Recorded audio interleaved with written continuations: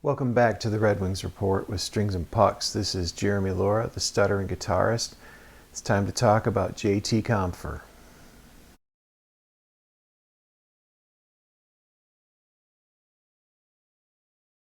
Last night's game against Pittsburgh was kind of an odd showing. Detroit obviously brought their B team. You can read my newest write-up in hockeyhotstove.com. I've got the link in the description. There were some good notes, some things that you see, and keeping in mind this time of year, they want to put prospects and rookies in tough situations to see how they step up to the plate. The highlights of the game were obviously Gibson. He faced 13 shots. He only let in 12. And he had some point-blank saves that are the kind of saves the Red Wings need during the regular season. So even with the B team in front of him and some real defensive lapses, Gibson held them in there. John Leonard's 2 goals stood for, well, literally, half the game that Gibson was in net, just over half. It really looks like Yzerman might have grabbed a huge missing component because Talbot will let in those shaky goals fairly consistently, but Gibson just seemed dialed in already and ready to go. So there was a lot to like there. Carter Bear, he's just not ready for the NHL. Because they didn't come to the agreement with the AHL, he's going to be heading back to junior. He's struggling with his skating. Keep in mind he's recovering from that Achilles tear. Again, if he could go to the AHL, I'd absolutely put him there, let him develop. But I think he needs to keep developing his leg strength and get some speed back.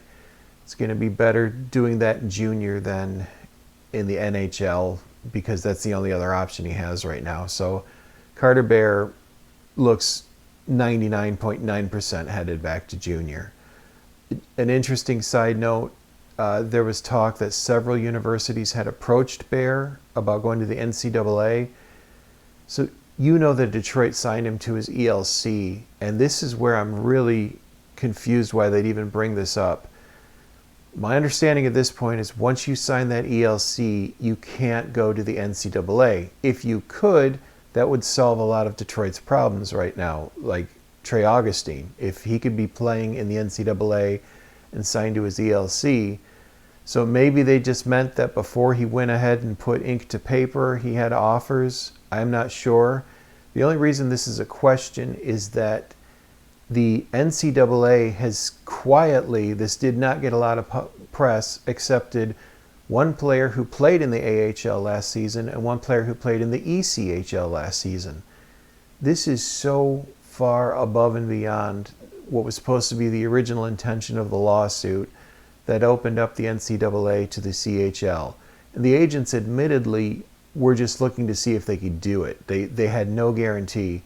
But now players who are young enough and can go to the NCAA, who even played in the AHL, can do it. So I don't know if the entry-level contract is going to be a hindrance or not at this point, because if they were able to get that done and they signed those pro deals, to me, you should be able to sign your ELC at this point. And I'll do a longer broadcast on that later. But let me know your thoughts in the comments. If someone played in the AHL and can go back to the NCAA, shouldn't they be able to sign their ELC and stay in college the same way they do in junior?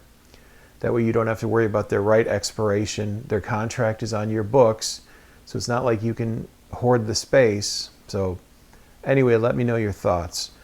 But my main focus today is JT Compher. It was a rough squad last night that went to Pittsburgh. And even when the team was up, the Penguins were outplaying them. They just have so much discipline and structure, even when their stars aren't on the ice.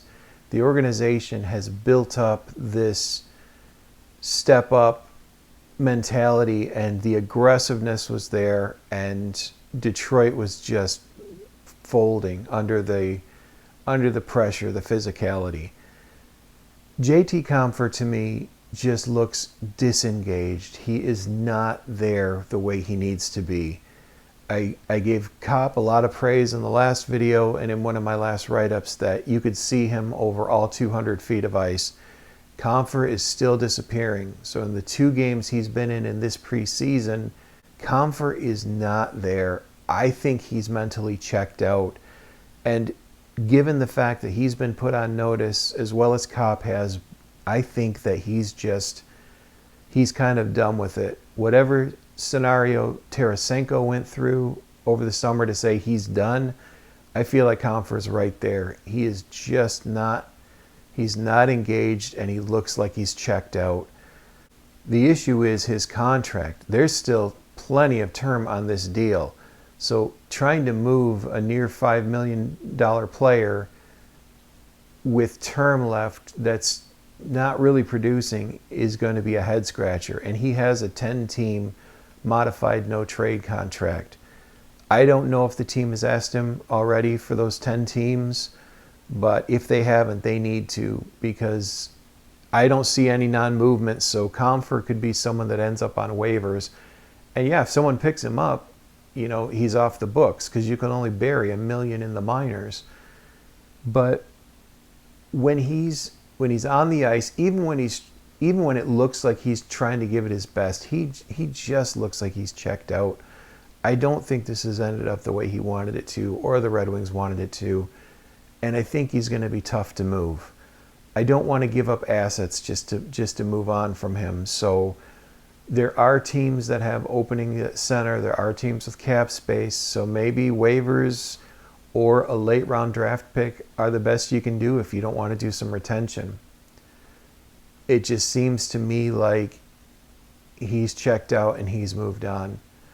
And I think it would behoove the Red Wings to be looking for any interested takers.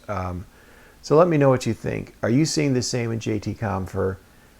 Is it at the point, if you had to pick between Kopp and Compher, Compher's the odd man out because essentially they're being compared as the same or very similar player? And in my mind, too many of the prospects are playing too well for Compher to have a guaranteed spot if he's just not into it, if he's not there right now. So let me know what you would do. Is Compher on the way out? Do you think he'll be on the ice on opening night? Or do you think he's going to hit the waiver wire and possibly be in Grand Rapids or get picked up? Do you think Detroit can get anything in a deal for him and not have to retain salary? Let me know in the comments. Thank you for tuning in. There's one more game here in the 3 straight games, so hoping to see some great performances from the young kids as we get closer to opening night. I'll talk to you soon.